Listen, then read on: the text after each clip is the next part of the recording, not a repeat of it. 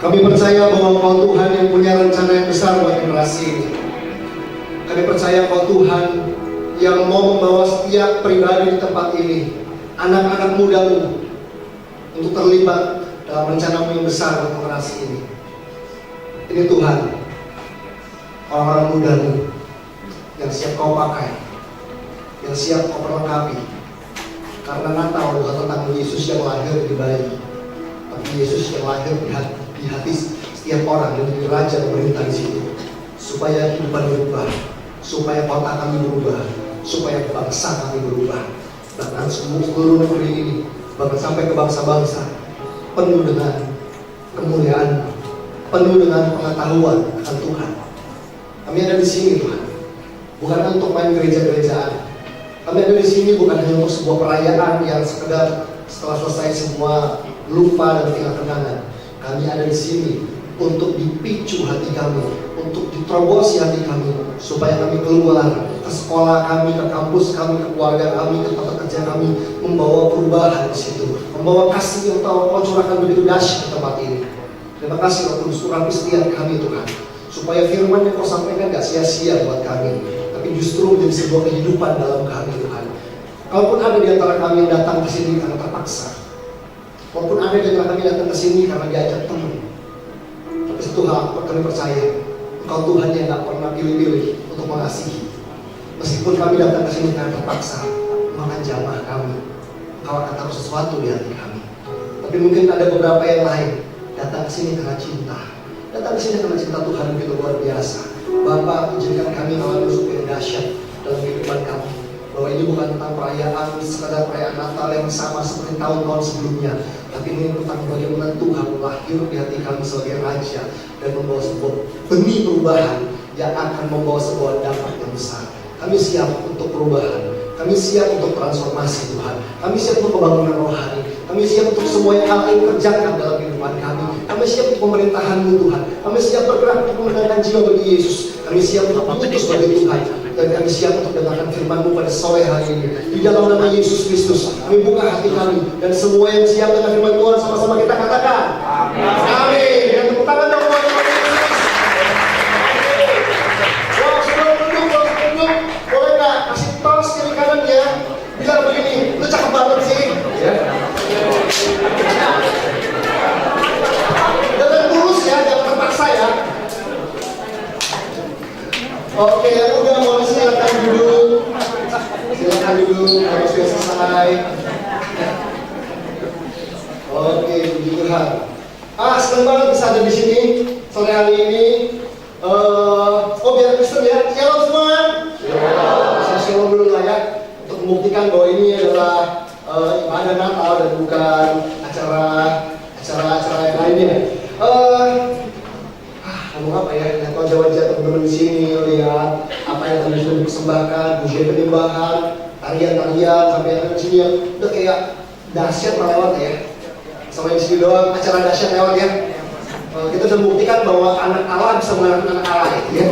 Kita anak Allah, bukan anak Allah ya. Tapi anak Allah yang mencintai Tuhan, kasih yang terbaik bagi Tuhan. Amin. Mana suaranya dong, mana suaranya dong. Saya percaya dengan Tuhan.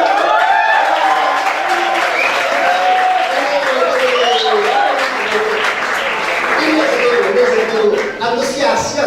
Masa anak muda kalau nonton konser tuh lebih antusias daripada orang perayaan Yesus? Ya nggak? Gini, di Indonesia ada satu band yang sangat terkenal namanya Slang. Kalau Slang ya, kalau misalnya apapun, siapapun yang bikin acara dan manggung, selalu ada orang bawa bendera Slang. Mau Slang manggung nggak manggung, ada orang bawa Slang. Padahal Slang nggak mati buat dia, tapi saya percaya Yesus mati buat kita. Amin. Yesus menebus kita, akan mengasihi kita. Itu sebabnya kita harus lebih antusias buat Yesus. Amin. Amin. Yes, oke. Kalau gitu yuk sama-sama hari ini kita mau belajar firman Tuhan. Saya berdoa, saya berharap saya nggak akan lama untuk share malam hari ini, sore hari ini. Tapi saya berdoa supaya betul-betul Roh Kudus urapi pesan yang akan disampaikan, dan teman-teman semuanya di sini buka hati. Boleh sama-sama katakan buka hati, 1, 2, 3. Buka hati. Oke, colek kepada kiri kanannya. Colek jangan cekek ya. Colek bilang buka hati lu ya. Oke, sama-sama buka ayat yang ada di kaos kalian ya. 1 Petrus pasal pertama ayat yang 22. Itu ayat yang sudah ditulis di situ. Dan kita akan coba lihat dan baca apa yang firman Tuhan katakan di situ. 1 Petrus pasal yang pertama ayat yang ke-22, betul ya? Saya mau ambil ayat tadi ya, jadi karena udah dicetak di baju. Mubazir. Jadi kita buka ayatnya, kita bahas ayatnya karena firman Tuhan itu begitu luar biasa dan dahsyat banget. Amin. Luar biasa. 1 Petrus 1 ayat yang ke-22. Yuk kita semua baca dengan suara yang keras, suara yang antusias, suara yang alay, terserah deh pokoknya. Yang penting kasih yang terbaik buat Tuhan, ya. 1 Petrus 1 ayat yang ke-22. 1, 2, 3. Karena kamu telah menyucikan dirimu oleh taatan kepada kebenaran, sehingga kamu dapat mengamalkan kasih persaudaraan yang tulus ikhlas. Dan kamu sungguh-sungguh saling mengasihi dengan kesenangan hatimu.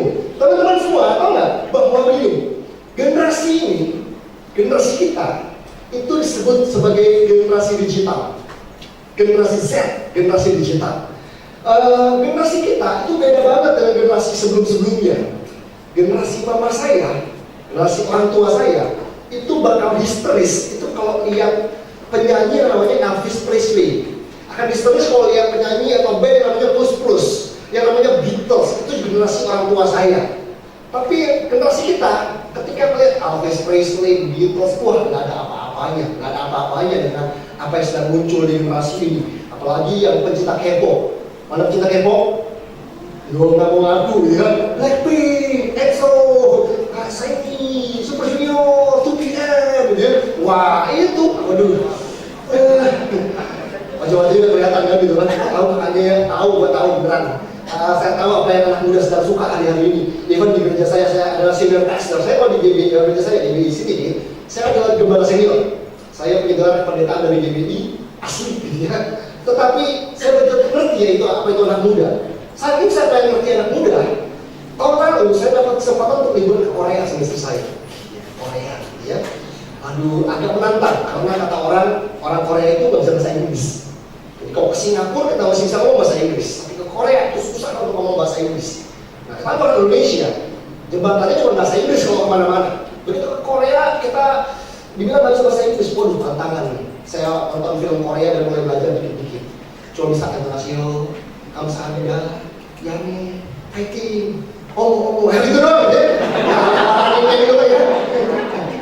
Di Kuangsu gitu, ya gitu doang gitu. Coba datang ke sana dan wow ya, seru banget. Korea itu seru banget. Tapi satu tempat yang nggak sengaja datangi waktu itu adalah, jadi sebenarnya begini. Adik sepupu saya sempat ke Korea 2 bulan sebelum saya. Terus ya cinta K-pop, contohnya cinta K-pop, ya band-band, boy band, girl band, dan dia kepengen banget ke sebuah tempat, sebuah mall yang namanya SM Town. Ada tahu sih SM Town? Itu satu mall yang kira-kira 6 atau 7 lantai, yang isinya tentang boy band dan girl band. Dari industri yang SM Town itu ada yang Super Junior, ada siapa ya? Saya lupa ya. Saya lupa ya. Gitu apa? Itu 6 lantai, semua temboknya is all about K-pop. Itu ada piala-piala mereka, ada studio recording mereka, tempat latihan mereka, action figure personel K-pop, kaos K-pop, sikat gigi K-pop, cangkir K-pop, semua tentang boy bands and girl band. Saya masuk ke situ, ternyata foto-foto di situ lagi kan, gitu kan. Wah, terus saya kira ketemu saya. Wah, luar biasa. Anak muda semua datang ke situ, lihat semua, nikmati dengan begitu kagum idolanya. Dan di situ nggak ada yang namanya orang tua, di situ nggak ada yang namanya ajuma-ajuma. Ajuma-ajuma di pinggir jalan jual tokoki, ngapain di situ kan? Anak muda datang ke situ, antusias luar biasa dan wah, dia bilang gitu. Ini baru yang namanya dunianya kita, anak muda. Anak muda identik banget dengan yang namanya kesenangan. Anak muda identik dengan yang namanya idola. Anak muda identik dengan apa namanya hobi. Anak muda identik dengan apa namanya game permainan. Sampai saking canggihnya, zaman saya dulu kecil, untuk main game kami perlu beli mesin yang namanya Nintendo atau Sega. Zaman dulu ada game yang namanya Nintendo. Bentuknya segini, colok adaptor, colok listrik gitu ya. Ada joysticknya pakai kabel dan kita main di depan TV. Kalau mama nonton telenovela, berantem dulu ya. Matikan Nintendo-mu. Mama mau nonton telenovela, tapi siapa? Nanggung. sekarang, anak-anak nggak perlu alat sama Nintendo dan Sega. Anak-anak sudah punya gadget, anak-anak punya handphone yang bahkan di tengah-tengah ibadah bisa main Mobile Legends. Ayo ngaku, ada yang kalah nggak Mobile Legends-nya, ya? Waduh, saya khotbah ada satu gereja anak muda yang saya khotbah udah hampir 14 tahun. Tiap tahun khotbah 4 kali ada di situ, tiap tahun, selama 14 tahun. Satu kali ketika generasi ini mulai berubah dari generasi yang biasa-biasa handphone Nokia pisang gitu sampai tiba-tiba ke handphone lebih BlackBerry dengan lebih canggih smartphone. Satu kali saya sadar ketika mulai habis doa firman dan mari buka Alkitab kita mulai khotbah, kok anak-anak muda, anak-anak remaja di sebuah gereja 400 anak muda kumpul bareng tiap minggu. 400 itu banyak loh.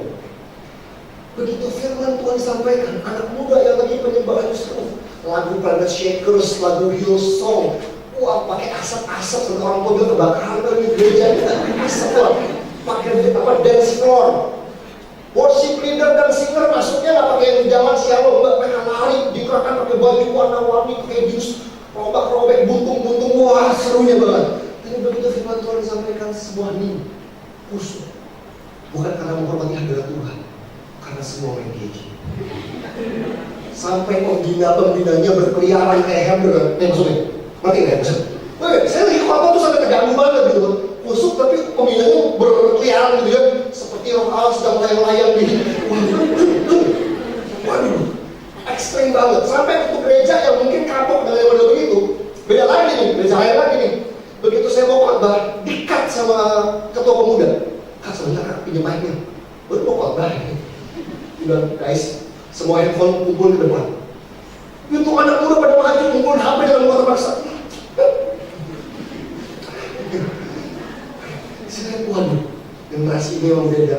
Zaman saya dulu nggak ada tuh yang namanya ibadah kumpulin HP, ibadah main HP itu nggak ada zaman saya. Tapi generasi sekarang beda banget. Anak-anak muda dihisap perhatiannya pada gadget, pada semua yang menyenangkan dan bahkan begini, bukan sama anak muda. Di gereja saya ditemukan ada orang tua main Mobile Legends di dalam ibadah. Orang tua pun udah mulai gandrung sama smartphone, gadget, YouTube. Orang-orang tua yang punya anak yang bilang, mama aku lapar, pak mau mandi bentar, mama lagi lihat Shopee, mama lagi mau beli Tokopedia, flash sale. Anaknya mau mandi, anaknya mau makan, emaknya main gadget. Yang ngajarin anak sekolah dan sebagainya. Ini generasi yang begitu canggih teman-teman, tapi sedang dibawa oleh iblis raja kegelapan untuk kita kehilangan fokus dan perhatian akan Tuhan. Bayangin nggak, satu minggu itu ada 168 jam, benar? Satu minggu, 168 jam. Ibadah model begini paling 2 jam, benar? Kenapa nggak cari jam lain sih untuk main ini? Masuk akal nggak? Ya nggak? Ada banyak waktu lain di luar ibadah yang orang tuh terserah mau main game, boleh asal game nggak aneh-aneh lah ya. Yang nggak macam-macam, yang nggak terlalu sadis ataupun tidak porno atau tidak berkecanduan. Oke lah, mungkin beberapa gereja mungkin mengizinkan anak-anak muda oke lagi main game boleh. Caturan main game juga kan, gitu ya. Atau Tetris juga game juga kan, terserah pokoknya. Tapi intinya teman-teman, bahwa ternyata hari-hari ini dengan segala kemajuan teknologi generasi digital, anak-anak muda sedang dibuat semakin sulit dan semakin sulit untuk hidup kudus. Semakin sulit dan semakin sulit untuk hidup suci di hadapan Tuhan. Begini, buat orang di luar Yesus, bagi anak-anak muda di luar gereja ini, di luar anak Tuhan, di luar orang Kristen, saya percaya, saya mungkin berpikir begini, buat mereka yang mengenal, yang mengerti firman Tuhan, yang mengerti hatinya Tuhan, kekudusan bukan tantangan, kekudusan bukan isu, bukan problem. Tapi saya percaya, buat kita yang mengasihi Tuhan, kekudusan adalah hal yang penting. Amin? Buat kita orang yang mengasihi Tuhan, kekudusan itu hal yang serius. Kenapa? Karena kita bilang ini, kuduslah kamu sebab aku kudus. Amin? Tapi buat anak muda, kekudusan itu gak menarik. Kekudusan itu adalah sesuatu yang sulit. Bahkan di generasi ini sedang muncul komentar-komentar yang yang bilang ini, Kak, nggak mungkin pacaran dari ciuman, Kak. Kak, nggak mungkin pacaran nggak abang-abangan, Kak. Kak, nggak mungkin anak muda nggak pernah nikmati pornografi, Kak.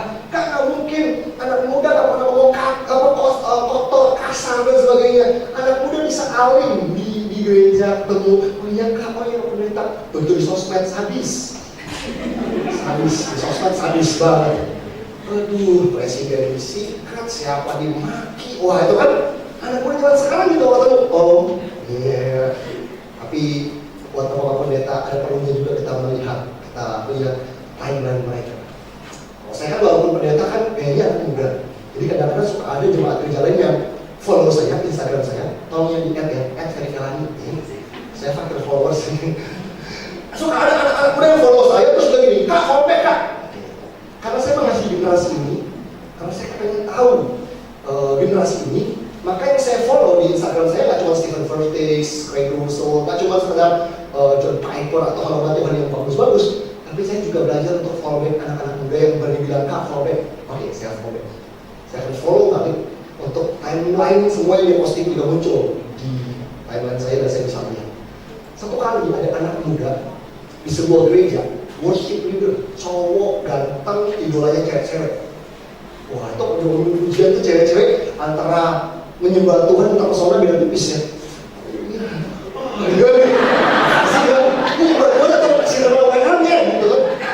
Gimana gitu enggak? Antara dada Ayu biasa sama tangan buat kotor tipis bedanya gitu kan.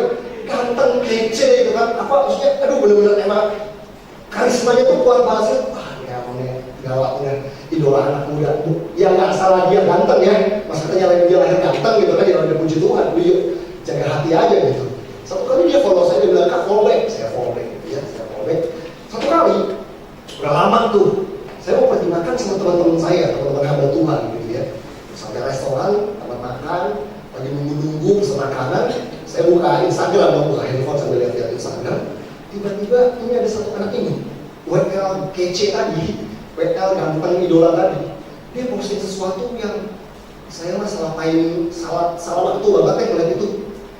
Jadi apa yang dia posting adalah saya nggak nyangka. Saya pikir orang ini nggak ada kerjaan dan kayak mau begini. Lu nggak punya bahan lain untuk lo foto lo posting. Saya kayak ngomong gitu sama dia. Lo apa yang dia buat? Anak muda ini, aduh bahkan saya yang awal ini kurang pantas. Tapi ini contoh buat teman-teman semua. Please jangan buat kayak begini. Betul-betul deh, bener jangan. Dia pup ya. Dia foto hasilnya. Terus dia posting. Dan yang lakukan adalah bapak pendeta yang mau makan. Kesel gak sih kita? Mau kita marahin ini di jemaatnya pendeta lain, mau kita diemin, kita gak bisa makan jadinya, gitu kan? Tapi ternyata teman-teman dari gak? Generasi sekarang dengan segala kecanggihannya itu jadi jumlah yang aneh-aneh. Untuk hidup benar, untuk hidup suci, untuk hidup kudus, untuk hidup berkenan sama Tuhan, itu susah banget gitu. Untuk punya sukacita, untuk punya sejahtera, untuk mengasihi, untuk taat, susah banget. Kenapa sih gitu? Kenapa sih? Ya betul, iblis punya tantangan, tapi saya percaya kita nggak boleh nyerah, amin. Kita sebagai anak Tuhan, kalau dia gini, kekudusan sulit kak, betul, kekudusan sulit, betul hidup kudus itu sulit, tapi gini, sulit bukan berarti nggak bisa. Hidup kudus itu sulit, tapi sulit bukan berarti nggak bisa. Oke, kembali, colek temanmu, jangan cekek, colek, bilang hidup kudus itu sulit, tapi sulit bukan berarti nggak bisa. Kasih tahu ayo, hidup kudus itu sulit, tapi sulit bukan berarti nggak bisa, amin. Kudus itu susah, tapi susah bukan berarti nggak bisa. Susah bukan berarti nggak bisa. Tinggal bagaimana kita bilang, teman-teman bilang apa? Karena kamu telah menyucikan dirimu oleh ketaatan kepada kebenaran. Kamu telah menyucikan dirimu pada ketaatan oleh ketaatan kepada kebenaran. Perlu ada kebenaran untuk kita bisa hidup suci, hidup kudus, teman-teman. Kenapa? Ini teman-teman boleh catat, boleh pegang prinsip ini. Begini, kekudusan adalah tuayan. Sekali lagi ya, saya jelasin fungsinya. Kekudusan adalah tuayan. Apa yang kamu tabur dalam hidupmu, melalui mata, melalui telinga, yang kamu izinkan masuk ke hatimu, itu akan jadi benih yang akan menentukan buah apa yang keluar dalam hidupmu. Kalau kamu bilang susah untuk hidup kudus, jangan-jangan selama ini kamu tabur sesuatu yang najis, kamu tabur sesuatu yang kotor, Kamu tabur melalui pergaulan-pergaulanmu yang biasa ngomong kotor, ngomong kasar gitu kan. Saya dulu anak tongkrongan teman-teman. Saya bukan lahir baik-baik, hidup suci, bener enggak. Saya anak berandal, saya anak bandel, saya anak tongkrongan. Teman-teman saya pakai narkoba, main acur itu teman saya. Walaupun saya dulu hampir aja udah bikin berjuang. Puji Tuhan saya diselamatkan, bertobat. Tapi saya tinggal dengan teman-teman yang udah begitu. Saya tahu banget pengaruh mereka tuh begitu dahsyat dalam kehidupan saya. Dan kalau Tuhan nggak tarik saya hari itu, saya puji Tuhan belum sempat merokok, belum sempat. Padahal teman saya udah merokok semua. Puji Tuhan nggak sempat beli pakai narkoba, puji Tuhan. Tapi bukan berarti nggak bisa. Dikit lah pakai narkoba. Pacaran nggak kudus, untung belum pernah. Hampir. Saya hidup kudus bukan karena saya mampu, karena saya culun, betul. Punya pacaran 9 bulan, cuma berusaha kayak punya keberanian pengen nyium dia. Begitu keberanian terkumpul diputusin, beda. Kesel. Saya pacaran tuh saya SMP, kelas 3, ganteng enggak, pinter kagak, apa salah kan? Ganteng nggak pinter, cuma satu modal saya, main gitar. Wah, saya sekolah di sekolah Katolik, SMP Santo Markus, Jakarta Timur. Muridnya dikit, saingan dikit, saya belajar keras, saya dianugerahi juga sebagai dewa gitar. Udahlah, kamu minatnya pakai ini aja. Zaman itu belum beredar tutorial kita di YouTube, belum ada zaman itu. Tonton berapa itu? Tonton 90 awal, saya main gitar, bergaya, dan puji Tuhan. Teman-teman kan udah ini kan, teman-teman saya kan udah pada pacaran kan, dari SD kelas 6 pada pacaran. Sampai SMP, zaman dulu, anaknya udah zaman, wah kita mah disini terus, wah lu gak laku. Bayangin, kalau kelas 3 SMP belum punya pacar, itu cuma 2 tuduhannya. Satu lu gak laku, 2 lu homo. Itu aja udah. Itu kecil banget, itu pressure, karena teman sebaya. Udah gak tahan. Akhirnya saya punya pacar juga, saya nyatakan cinta sama satu adik kelas saya, anak kelas 1, kelas 3, adik kelas 1 kan. Saya nyatakan cinta setelah ada 9 cowok ditolak semua di sekolah kita. Ya pinter, Ronaldo, cantik gitu ya. 9 ditolak, saya maju dengan dewa kita, diterima. Waduh, diterima. Cuma saya punya kelemahan satu, saya orangnya minder dan malu-malu. Ketemu di sekolah gitu ya, malu gitu ya. Duduk sebelahan, ngobrol teman lewat sini, malu.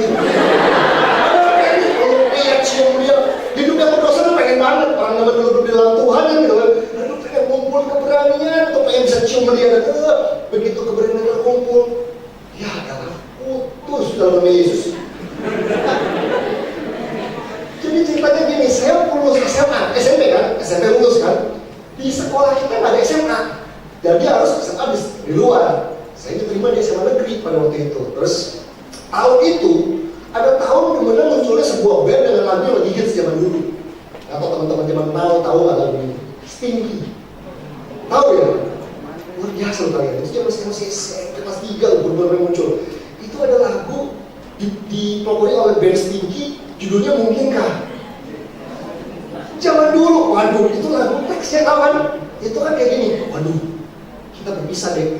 Kamu di Santo Markus, saya di sekolah negeri. Dan mungkinkah kita akan selalu bersama, walau terbentang jarak antara kita. Saya udah latihan lagu itu, udah nyanyi, latihan pakai gitar kan. Wah, nyanyi udah hafalin teksnya. Maksudnya mau nyanyi sama dia bilang bahwa walaupun gua pindah sekolah, kita tetap sayang-sayangan. Gitu maksudnya gitu kan. Udah boleh muncul, dia putusin, dia bilang, kakak satu sekolah aja 9 bulan saya gak diapa-apain. Saya dicuekin, gak berani apa-apain, dia culun. Udah, kakak gak perhatian sama aku, baik putus. Itu dunia tuh runtuh teman-teman. Kenapa?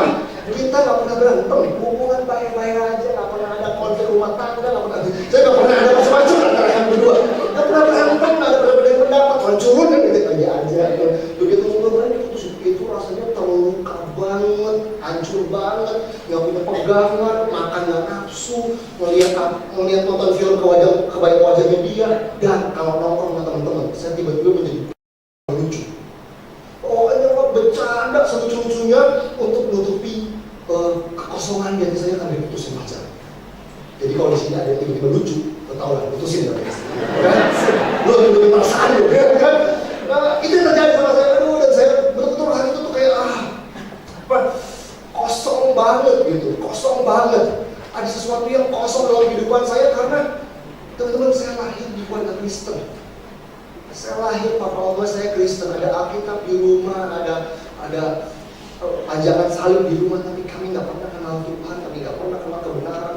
Orang tua saya nggak pernah mengirimkan kami untuk mengenal Tuhan. Dan buat saya hidup suci bukan standar. Hidup suci bukan standar. Buat saya yang menyenangkan adalah ketika gini, saya kembalikan sama orang tua saya keluar ke rumah, saya ketemu sama semua teman-teman tongkrongan yang terima saya apa adanya dengan semua gaya hidup mereka. Rokok mungkin belum, narkoba mungkin belum, free sex mungkin juga belum waktu itu. Tapi yang paling lancar adalah ngomong jorok, ngomong kotor, maki-maki orang, wah itu lancar. Buruk apa? Asal kita bisa, kita kuasai. Mau maki-maki orang pakai binatang, bisa. Sambil ada hitam dulu, cuma dari tepung, bisa. Pokoknya semua kalimat kata-kata makian dalam bahasa binatang, kita bisa. Pokoknya kita, waduh, itu tantangan yang luar biasa banget. Dan saya mulai terlibat pornografi. Zaman dulu susah nyari pornografi. Kalau sekarang gampang, ini eranya digital. Ada banyak akses. Zaman dulu untuk bisa nonton film porno, perlu cari temen yang punya video pita. Zaman dulu apa? VHS atau video-video gitu. Jadi kalau teman-teman yang bro punya bro, setel kan video porno, tutup semua pintu, orang tua nggak ada, wah nonton rame-rame kan sampai pada konten gua video. Zaman dulu pakai video, pakai TV, nonton rame-rame tentang video porno, kita nggak film nggak bisa, macet ya, macet filmnya kita keluarin videonya, pintasnya kita lap-lap, maksudnya kulkas nggak ngerti tujuannya apa, yang penting supaya bisa nonton lagi. Zaman dulu tuh. Hidup suci, kudus aja zaman dulu tantangannya udah sulit. Pengaruh yang namanya orang-orang sekitar kita, teman-teman, sahabat, komunitas, wah luar biasa banget. Tapi saya percaya gini, kalau kita mau buka hati dan mengambil kebenaran dalam diri kita, dan kita mentaati kebenaran, saya percaya kekudusan akan dihasilkan. Karena kekudusan adalah tuanya, kekudusan adalah tuanya. Yang buat saya berat hari-hari itu adalah karena saya nggak pernah tabur firman kebenaran dalam hati saya. Kosong, anak muda yang kosong, yang nggak punya tujuan hidup, yang nggak merasa dirinya berharga, itu saya dulu. Itu saya kosong. Saya pindah ke SMA baru, SMA negeri. Muridnya lebih banyak muridnya. Wah, berarti chance pilihan pacar lebih beragam. Dulu kok sekolahnya dikit banget, sekarang banyak gitu ya. Wah, dari kakak kelas boleh lah. Di kelas belum ada ya, kelas 2 tingkat di atas, wah seru. Saya cuma punya 2 tujuan hari itu masuk sekolah itu. Pertama, cari teman untuk nge-band bareng, karena band adalah segalanya buat saya. Dan itu satu hal yang saya paling jago, itu doang. Pelajaran parah, bukan ganteng banget. Jadi, yaudah deh, main musik aja biar keren. Yang kedua, saya pengen punya pacar lagi setelah diputusin tadi, dengan memungkinkan setinggi tadi. Saya berdoa, bergumul, aduh, mereka tuh lucu juga ya, aku ini lucu juga ya, mikir-mikir gitu. 2 bulan bergumul dan punya pacar di SMA yang baru sama negeri. Sampai saya ketemu seorang kakak kelas saya, namanya David. Orang Kristen, anak Tuhan. Kami masuknya siang, sekolahnya siang, masuknya sore gitu ya. Sekolah negeri masuk siang, pulang sore. Orang yang namanya Kak David ini adalah kakak kelas saya yang hobinya negatif kita orang-orang Kristen untuk diajak pemuritan di rumahnya dia. Dia anak yang tampangnya culun, badannya kurus, rambutnya gembel tebel kayak jamur gitu. Terus udah badannya kurus, pakai baju meja yang kegedean. Jadi kalau ada angin boleh-boleh kayak ten gitu kan. Terus dia tinggal kita kan anak bandel kan ketika zaman dulu. Kalau SMA kan dia putih abu-abu gitu kan. Kalau anak bandel kan tahu kan, tepat bajunya ada baju diwarnain, terus ada coret-coretan pokoknya baju di celana gitu ya. Rokok gitu ya, anak-anak bandel lah, rambutnya gondrong kalau di sekolah dijelin, kalau udah keluar diusap, wah gimana rambutnya kemana-mana gitu, itu anak bandel gitu. Kalau ini enggak, rambutnya kayak jamur gitu, badannya terus, kamu Kristen ya? Nyegatin kita. Saya kan ketongkrongan, jadi kalau dicegat sama bandel ini tersinggung, gue takut, tapi culun banget ke kelas gue ya kan, dia pakai bajunya dimasukin rapi banget, sampai itu gesper untuk kuliah dari kelihatan gitu. Kita kali keluarin bajunya. Kalau yang nyegat kita tuh kakak kelas yang bandel gitu ya. Waduh, gue udah 1000 gak? Wah ampun bang, kita takut kan? Ini yang, kamu Kristen ya? Yang bilang dulu ya. Kita mau toya namanya, ngapain sih gitu. Gue tau kan gitu, ya ngapain sih? Dia cegatin kita untuk paksa, yuk kita pemuritan di rumah saya yuk. Yuk ikut pelajaran Alkitab di rumah saya. Belajar Alkitab, belajar firman Tuhan. Tahun 90-an itu cuma untuk orang tua gereja. Belum ada yang namanya Hillsong dan juga ibadah youth, papa youth zaman dulu. Orang papa youth dan sebagainya, anak muda. Saya ya gereja buat orang tua, anak muda pengen kita buat ke gereja sih. Belajar firman Tuhan. Cari alasan dong. Karena lawan kita coba mikir, gimana ya? Maaf kak, tak bisa kak. Mama saya ngajak saya ke rumah saudara. Maaf kak, tak bisa kak. Terus bantuin mama saya untuk kerjaan. Maaf kak, tiap Jumat dari alasan. Tak bisa kak, karena saya meninggal. Apa segala macam. Sampai udah habis stop. Lagi ya. Bilang orang tua ada acara. Kok masih bilang terus? Mau bilang meninggal. Saya meninggal 2 kali. Gimana sih? Ketika orang ini nggak nyerah, saya nyerah. Saya bilang, ya deh sekali biar puas buat ikut ke rumah. Jadi hari itu kita sepakat berlima anak kelas 1 SMA. Jadi biar yang lalu kita sekali kita ikut ke rumahnya dia. Oke, 5 orang ikut dibawa sama dia. Dari sekolah itu jalan kaki, nggak pakai mobil. Nggak masuk gang, tikus masuk. Sampai saking dia masuk dalam masuknya, kita bilang, gue gimana nih? Saking nggak tahu diancam, nggak mau dengerin firman Tuhan, nggak bisa pulang nih kayak gitu. Wah, sampai masuk ke rumahnya dia, duduk di kamarnya dia, jadi dia bawa gitar, ambil Alkitab, kita berlima, jadi dia jadi firman Tuhan. Dia yang menulis ujian, dia yang main gitar, dia yang sharing firman. Masalahnya, Kak David ini nggak bisa nyanyi, suaranya parah. Dan dia juga nggak bisa main gitar. Dan tiap Jumat dia nyanyi lagu yang sama karena dia cuma bisa lagu itu doang. Dia nyanyi lagu, kalau zaman sekarang saya kata teman-teman tahu nggak? Ini adalah lagu yang zaman dulu lumayan populer tahun-tahun itu. Lagu Tuhanku Rindu judulnya. Tuhanku rindu. Tidak kecil banget. Dewa kita kalau Markus. Lama banget yang kita kesel kan gitu. Dan tiap Jumat dia nyanyi lagu yang sama Tuhanku rindu kocicek dengan suara ancur dan dengan gitar yang parah.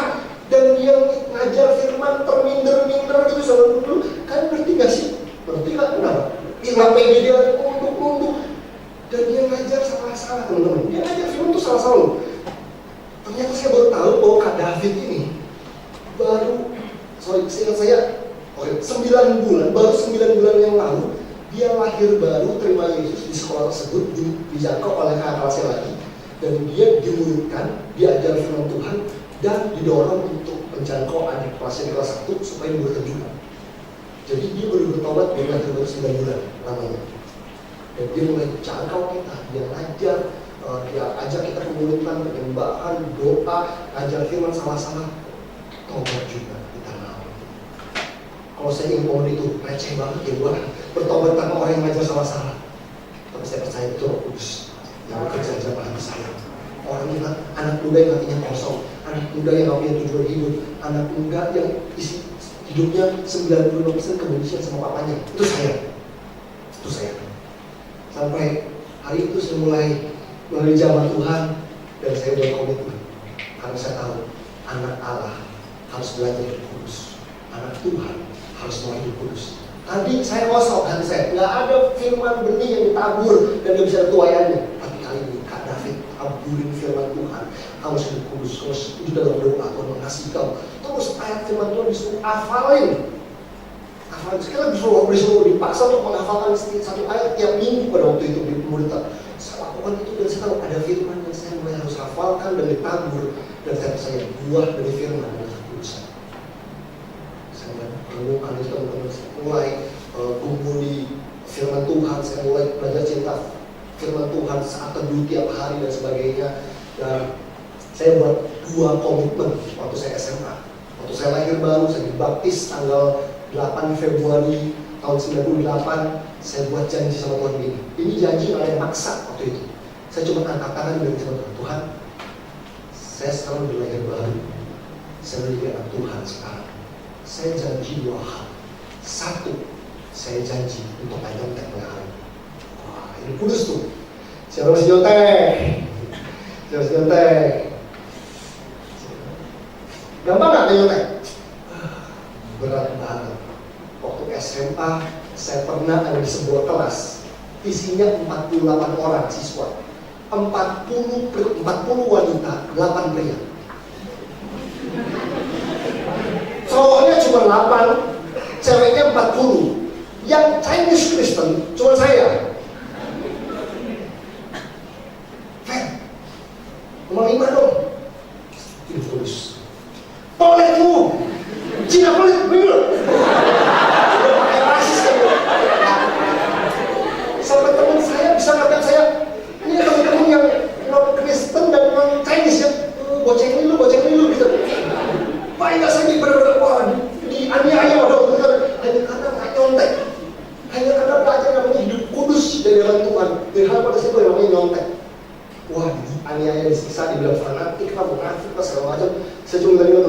banget ya. Gue kan juga bukan siswa paling pinter nih. Saya bilang, kalau gue kasih salah gimana contekannya? Mereka mikir juga, jujur ya. Jadi akhirnya mereka belajar untuk ambil contekan sama saya. Puji Tuhan, ya. Jadi saya belajar untuk hidup kudus dan mulai pengaruh teman yang lain Kristen. Lu jangan kontek, lu jangan kontek, lu jangan kontek. Nah itu yang saya coba buat itu karena ada firman yang beritahu. Janji yang kedua yang saya buat sama Tuhan ketika saya lahir baru, saya cinta Yesus, saya coba bilang begini, Tuhan, ini gak ada ngajarin teman-teman, gak ada yang ngajarin. Atau dari mana idenya gitu ya. Saya bilang, Tuhan, saya janji untuk tidak pacaran saat ini sampai Tuhan tunjukkan siapa orangnya dan pada waktunya. Anak muda sekarang kalau sudah janji kayak begini, keram kayaknya. Anak muda zaman now gitu, anak SMA, ayo komitmen sama Tuhan, gak mau pacaran sampai Tuhan tunjukin orangnya dan kapan waktunya. Wah keram ya benar. Tapi gak tahu dulu Tuhan lagi jabar saya bilang, Tuhan saya gak mau pacaran sampai Tuhan tunjukkan siapa orangnya dan kapan waktunya. Dalam nama Yesus, amin. Gampang gak? Lucu gak? Semua yang cantik muncul ke permukaan. Satu.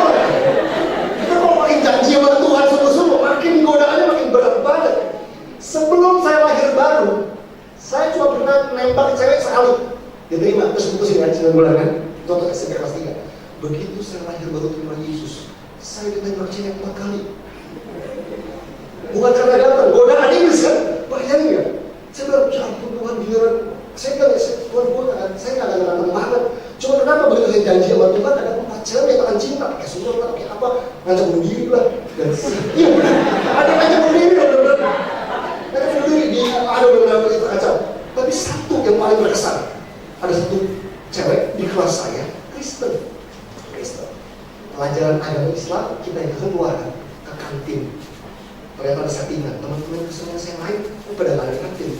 Tinggal saya berdua sama satu cewek, cantik. Salah satu tercantik 10 besar di sekolah kita. Wah, top 10-nya nih. 10 besar tercantik nih. Nah, teman saya juga gak kepedean dia suka sama saya kan, gitu kan. Karena ya sekolah saya, aku yang cacing-cacing gak tidak berdaya. Kalau putri Indonesia, kalau dalam segala-galanya ratu, saya mah ya biasa aja. Hari itu, hari ulang tahun saya. Saya masih ingat makan di kantin pakai semur anti ampela. Masih ingat ya kalau itu. Saya lagi makan di sebelah saya, ajakin ngobrol. Saya nggak siap teman-teman. Itu sebabnya kita berkata berjaga-jaga waspada lagi. Cewek kan tiba-tiba lagi ngobrol, tiba-tiba dia bilang gini, gue suka malu. Saya nggak pernah mikir disukain sama dia, merasa ganteng lagi makan malam. Nah, sampai gelain betul-betul. Gue suka malu. 10 besar tercantik sekolah ini. Cepat ya, nah saya waktu itu kayak labetan, kayak slow motion, kayak tiba-tiba ada 2 pribadi di sebelah saya, kayak ada iblis dan malaikat terkaitan. Udah iya sih, sikat, itu udah jalan berjanji. Wah itu kayak cepet banget dan saya dengan grogi ya, dengan nervousnya, saya bilang ini, enggak, lu bandel. Padahal jawabannya ya nyambut, enggak, lu bandel. Sambil kaki, bingung gitu, sesuatu lagi. Sambil bilang, jadi wah, gimana nih kan? Kepikiran selamat dong. Kalau lu bilang iya, kalau lu terima tembakan baru jadi pacarnya, harkat dan martabat Tuhan menginginkan sekolah ini. Wah, tuh, teman-teman, Alkitab itu luar biasa. Petrus menyangkal Yesus 3 kali. Yesus tanya sama Petrus, apakah kamu mengasih apa 3 kali? Ini udah 3 kali. Katanya yang kedua, gue beneran nih, gue suka malu. Wah, kita mau kesal kan? Tambah itu jantung tambah yang tadi jantung cuma dek ditembak pertama dek tembak kedua dek wah ya pernah ketiga kali ya kok bener suka malu itu udah ketiga kali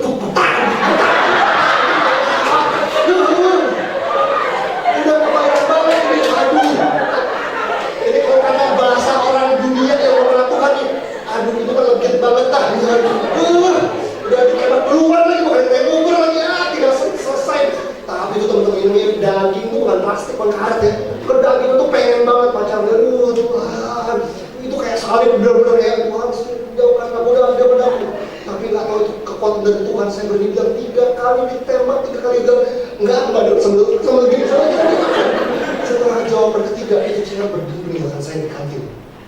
Dan saya terdiam dengan mungkin setelah setengah punyahan hati ampela di mulut.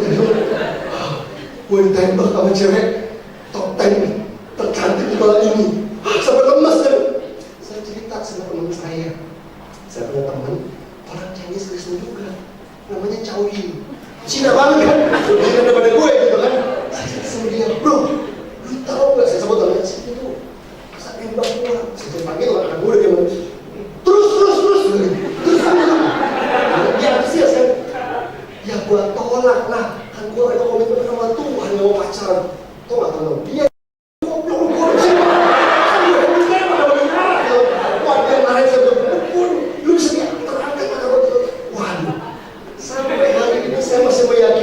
Hidup kudus itu berat teman-teman. Karena waktu kita sungguh-sungguh makin sungguh-sungguh sama Tuhan, iblis gak tinggal diam. Tapi kalau ada firman di hati kita, saya percaya ada kekuatan Allah yang akan mampukan kita untuk hidup benar dan hidup kudus. Ya kan? Ya. Natal itu tentang merayakan firman yang turun menjadi manusia. Natal itu merayakan tentang firman yang lahir 2000 tahun lalu di Palungan. Tapi Natal juga merayakan firman yang lahir di hati kita sebagai raja untuk memerintah hidup kita. Hari itu jujur saya pengen semua yang anak muda lain buat, pengen banget. Tapi hari itu sebenarnya ada pemerintahan Allah di hati saya. Kristus lahir di hati saya. Dia Tuhan yang ingin saya hidup kudus. Maka saya ngerti sebuah statement ini keren banget. Sebuah statement dalam bahasa Inggris sebenarnya ini. You are at your very best when you are pure and holy. You are at your very best when you are pure and holy. Artinya gini, kamu akan berada dalam kondisi dan keadaan terbaik dalam hidupmu waktu kamu hidup dalam kemurnian kekudusan. Teman-teman, saya alami itu. Saya jaga hidup saya nggak pacaran, saya tajamkan, saya punya visi dan panggilan Tuhan. Sebelum Tuhan, saya tunggu sampai Tuhan tunjukkan orangnya dan pada waktunya. Tuhan nggak pernah bohong, teman-teman. Betul-betul Tuhan pertemukan saya dengan seorang yang luar biasa ketika saya mulai menggunakan. Saya ketemu dengan orang yang jadi istri saya sekarang. Istri saya namanya Fania Valencia, ada di Instagram fotonya, cantik kan, kayak artis Korea. Fania istri saya adalah gadis Semarang, kuliah di Bandung, sarjana ilmu politik cum laude IPA 4, dan nggak pernah pacaran. Pinter, cantik, nggak pernah pacaran. Wah, high quality jomblo. Simpelnya gini, istri saya nggak pernah punya mantan. Jadi kalau kita dalam rumah tangga mulai bertengkar, mulai argumen, dia nggak bisa compare saya sama mantannya, dia nggak punya mantan. Saya punya satu, ya. Tapi Tuhan kasih saya seorang wanita yang terbaik, pencinta Tuhan, yang dari dia kuliah pun dia dapat pemerintahan di Bandung, dia kaum jiwa, dan dia itu orang yang mengenal sama orang Tuhan sampai dengan hari ini. Tuhan kasih yang terbaik. Ini kunci buat anak-anak muda yang mau nanti mau punya pacar. Nanti ya, waktu-waktunya ya, ini kunci penting buat teman-teman semua. Saya kasih tipsnya sekarang. Berbahagialah kalian. Ini ingat ya, jenis umpan menentukan jenis ikan. Beneran ini nggak percaya. Buktinya dapetnya cantik pencinta Tuhan loh ini. Kuncinya itu. Jenis umpan menentukan jenis ikan. Siapa dulu ya? Cowok-cowok dulu deh. Cowok-cowok. Kalau kamu punya masalah hidup, ingat jenis umpan menentukan jenis ikan. Kalau kamu umpannya dengan barang-barang branded, baju bermerek, jam tangan fosil, menentukan handphone, iPhone, halo, kamu pamerin gitu, apa ya? Wah, pokoknya gaya luar biasa, pinggang apa semua pamerin lah gitu ya. Wah, kalau kita ngumpannya pakai kemewahan, pakai mobil sport, pakai semua yang mahal-mahal, jangan kaget kalau yang kamu dapat jangan kaget. Karena itu simpan bukan simpan. Cewek-cewek, para wanita, jenis umpan adalah jenis kamu untuk jenis ikan. Kalau kamu umpannya pakai belahan dari terbuka, cincin awak bajunya, terus pakai semua yang sensual, biar seksi kan. Ada anak muda di Australia, demi seksi, dia pakai celana jeans, skinny jeans, biasa lah ya. Tapi dia pakai 2 nomor di bawah. Biasa pakai 30, dia pakai 28. Ketat, lekat, sampai bentuk bajunya apa, tapi semuanya apa ya? Iya, aku seksi, mukamu biru, kadang-kadang terganggu. Bayangin nggak? Kalau itu kalau cewek-cewek umpannya pakai seksian, jangan kaget kalau kamu dapatnya penyanyi bulan. Tapi saya percaya anak muda yang umpannya pakai karakter dan kerohanian, kamu akan dapat kalian sana. Karena umpan bentukannya istiqam. Tepuk tangan buat Tuhan Yesus. Itu sebabnya hidup kudus itu penting banget. Karena itu akan attract, itu akan tarik orang-orang yang juga cinta Tuhan dan hidup kudus untuk ada dalam kehidupan.